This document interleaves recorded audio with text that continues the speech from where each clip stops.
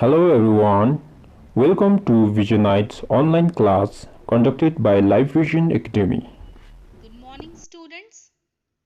In this video, I am going to teach you another poem of your English book, The Beautiful Spring by George Cooper. In this poem, the poet describes the endless beauty of the spring and the happiness spread around with the winter's leave. He explains how spring brings hustle and bustle along with freshness and beauty after the cold and silent winter. The poet very cleverly expresses through words the competition between the various creatures about who came first on earth. All the natural things of the surrounding are personified. Personified means to represent something by a figure in human form. In the poem, the poet depicted every creature speaking and arguing for themselves as humans do. Let us read the poem now. I was here first, said the snowdrop, look. Not before me, sang the silver brook. Why, cried the grass, I have been here a week. So have I, dear, sighed a violet meek. In the first stanza of the poem, the snowdrop has been personified, claiming that she is the first to come to the ground. Not before me, sang the silver brook. Brook here means the river, the water body which looks silver in color due to its shimmering water in the sunlight. So the brook argues and says that the snowdrop has not been there before him. The line suggests that the river wants to inform others that he was before the snowdrop. Why, cried the grass, I have been here a week. In this line, the grass questions the two and says that it has been here for a week. So have I, dear, sighed a violet meek. Children, violet is a plant typically having purple blue flowers, and meek means shy, soft spoken, and humble. So, in this line, the violet plant put herself forward by speaking in a very soft and humble tone that she had been also there accompanying the grass for a week. Well, piped a bluebird, don't leave me out. I saw the snow that lay round about. Yes, chirped the snowbird, that may be true, but I have seen it all the bleak winter through. The second stanza highlights a bluebird which piped and said that she even saw the snow lying round about.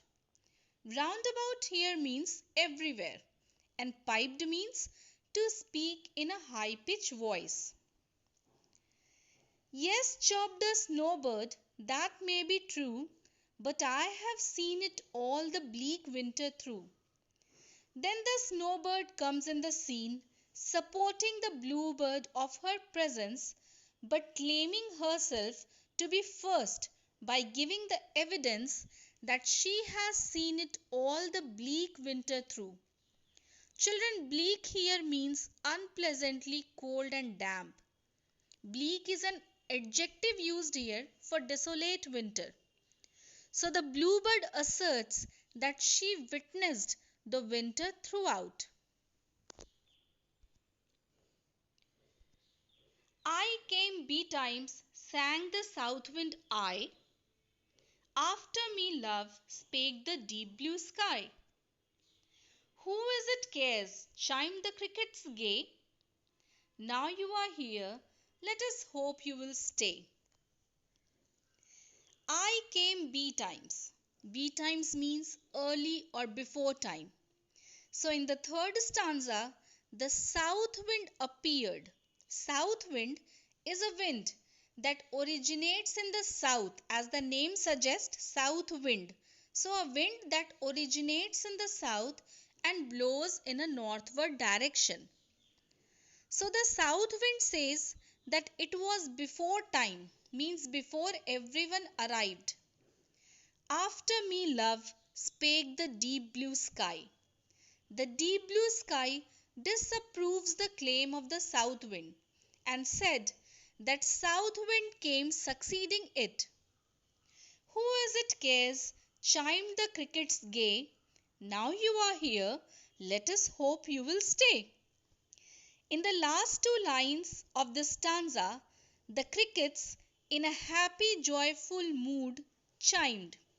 Chimed means stated in a ringing tone that who cares or who bothers about who came first.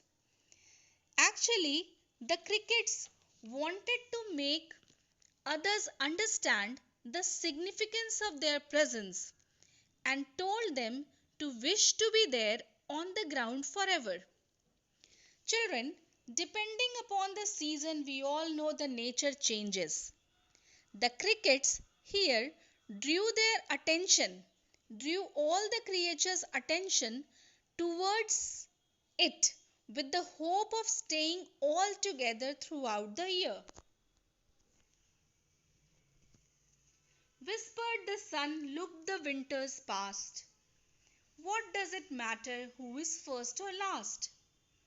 Sky, brooks and flowers and birdies that sing all help to make up the beautiful spring.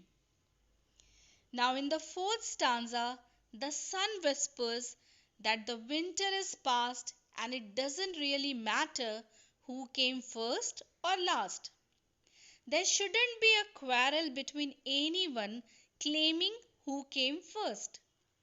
The truth is that all the elements of nature, which refers to the sky, brook, flowers, birds, etc., all together make up the beautiful season of spring, and that matters the most. Thank you, children.